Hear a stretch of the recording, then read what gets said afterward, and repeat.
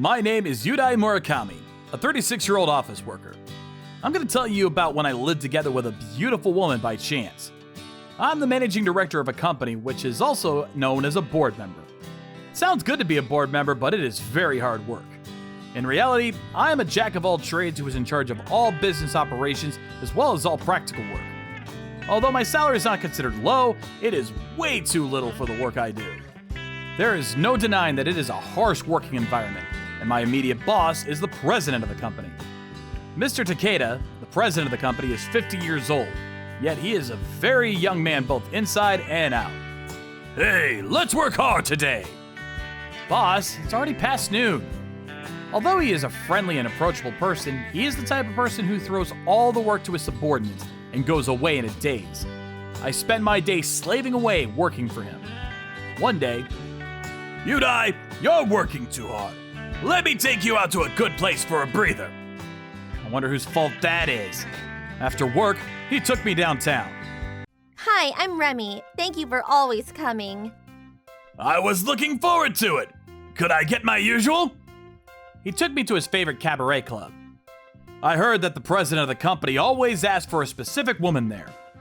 I was not very fond of this comic club, so we ended up having casual conversations. But afterwards, we exchanged numbers, even though I knew I would probably never contact her again. As I imagine, the following day I did not contact her, nor did she contact me. But a few weeks later, when I was about to go to bed, I received a text from Remy. My boyfriend broke up with me. Could I stay the night at your place? I think you have the wrong person.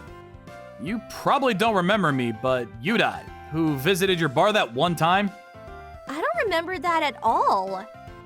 I'm sure you don't. That's why I think you have the wrong person. I'm not mistaken. I mean, it doesn't matter who it is, as long as they're willing to let me stay over. You must have a friend or someone. No, I don't have anyone. I just moved to Tokyo 6 months ago. Oh, I didn't know that. Are you drunk? A little. Just let me stay there. Aren't there hotels nearby? I don't have any money at all. I left all my cash and passbooks and stuff. I have nothing in my wallet. Why not? Because I was pushed and forced out. There was nothing I could do. I want to help, but could you try someone else? I don't want to ask around. It's such a hassle. Then I'll ask a random guy. What do you mean a random guy? Like a guy who looks bored at a bar or a club. That would be dangerous. I can't do anything else. I understand. I'll pick you up. Just stay where you are. Where are you? Half-heartedly, I went to the station where she was waiting for me. Hey, thank you for coming. I'm so happy. What was your name? There, Remy was, drunk and disorderly. She says, I'm so sorry. I will give you plenty of service, so please take me to your place. So I helped take her back to my place, and then... What are you doing? I feel hot. She started taking off her clothes and doing whatever she wanted. All of a sudden, she's in my bed and she fell asleep. She instantly fell asleep. I didn't intend to do anything with her, so it's not a problem, but thanks to her, I had to sleep on the sofa. The next morning, she wasn't likely to wake up for the time being, so I just left a note and went straight to work. Then around noon, I received another text from Remy. Good morning. It's already noon. Yudai, was it? So you're the person that lives where I'm in right now? You are correct. I would like to confirm a number of things. First of all, why am I in your room?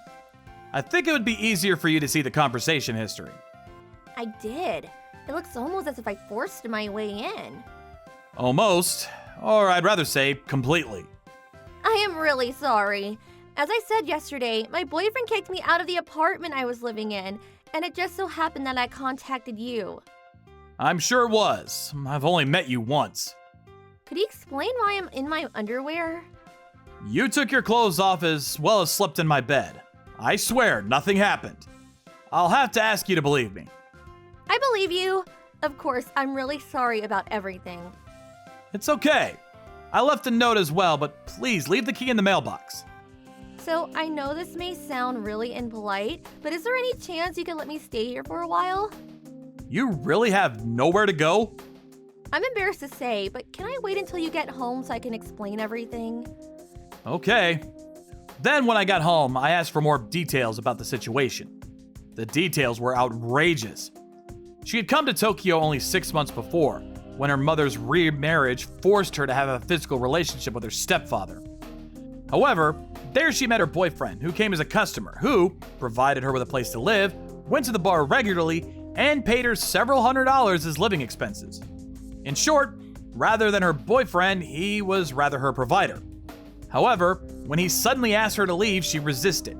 He slapped her and forced her out. With this shock, she drowned her sorrows in cheap alcohol that she'd bought with the little money she had left. That is the story up to yesterday. After talking about it, Remy says, I regret being so soft on myself, so I wanted to live an innocent life by working a daytime job. So she asked if she could stay with me until she gets back on her feet. Even though I don't have much to offer, after hearing such a heavy story, it's hard to say no.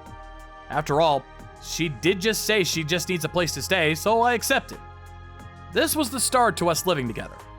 Hey, how was your day? I already cooked us dinner. Hey, it was okay. Oh, thank you. She is good at all household chores, including cooking. And as a way to at least repay me, she's been taking care of the house while looking for a job. Another thing I noticed when I first started living with her was that she was incredibly pretty. She has an incredibly pretty face. I didn't recognize her when I met her because she had fancy makeup for work and she had a drunken and hangover face after I brought her home. It was hard not to be attracted to a pretty girl who was doing the housework and waiting for me to come home. I was so busy working that I had not been in a relationship for a long time, so it was hard not to be excited. I was happy, but still in agony. One day, while I was working late at work, I received this message. I'm sorry to bother you at work, but I need to talk to you about something. What's up? I got a call from that person, asking if we can get back together. Yeah. From the ex? Yeah. What do you want to do? I just got a job offering and was starting to get my life on track, but when I told him that, he said to not forget who has been taking care of me all this time. You can't deal with that kind of thing. I know. He said they're going to find out where I am now and come here. Huh? I knew he was a weird person, but I never thought he would act like a mafia. I don't know what to do. Don't worry, I'll talk to him. After all, your ex-boyfriend is our president. As a matter of fact, it was President Takeda himself who had her trapped. Not wanting to get in trouble, I pretended not to know her while at work, and I contacted him. I have something to talk to you about. What's up? I spoke to him about her situation, including the fact that she was staying at my place. She has no intention of getting back together with you, so leave her alone. Yutai, this has nothing to do with you. He did not seem at all bothered by this. Come on, Yutai. I know you have a strong longing for her. She has a nice body, which she's got moves with, thanks to me teaching her. But I would suggest you butt out before you're in too deep. He said with a filthy smile on his face. I showed him my phone, which was still in my hand and on a call. I have someone who wants to talk to you. I'll put you on speaker. Huh? I was listening to everything. Since Yukako! Yukako is Mr. Takeda's wife. It was just a joke! Or you could even say it's a prank! Did I get you? President Takeda clearly did not see this coming. Of course, there was no way this excuse would work. Since we have a chance, let us discuss this in person. As soon as he says that, the door opens. Yukako! There she was, with a devilish expression on her face. President Takeda realized he could not get away with it. I'm sorry! I promise it won't happen again! I promise! He got down on his knees so deeply that he thought the ground might gouge out and begged for forgiveness. The reason why he was so upset was that in his case, it was more than just a divorce. At any rate, the company is a subsidiary of a company owned by his wife Yukako's family. In other words, if the marriage collapses, he will naturally have to part with the president's chair. The president repeatedly got down on his knees and begged for forgiveness, but Yukako would not listen to him at all. She refused to listen, and the divorce was forced upon him. Of course, the president had no other choice. In addition to the alimony demand, he was not even entitled to a share of the company's property due to a prenuptial agreement. Thus, he lost his job and his position. And the only thing that remained was the alimony payment, which was extracted by an astute lawyer. In the end, Remy and I continued to live together after she found a job. However, we were not roommates, but now as lovers.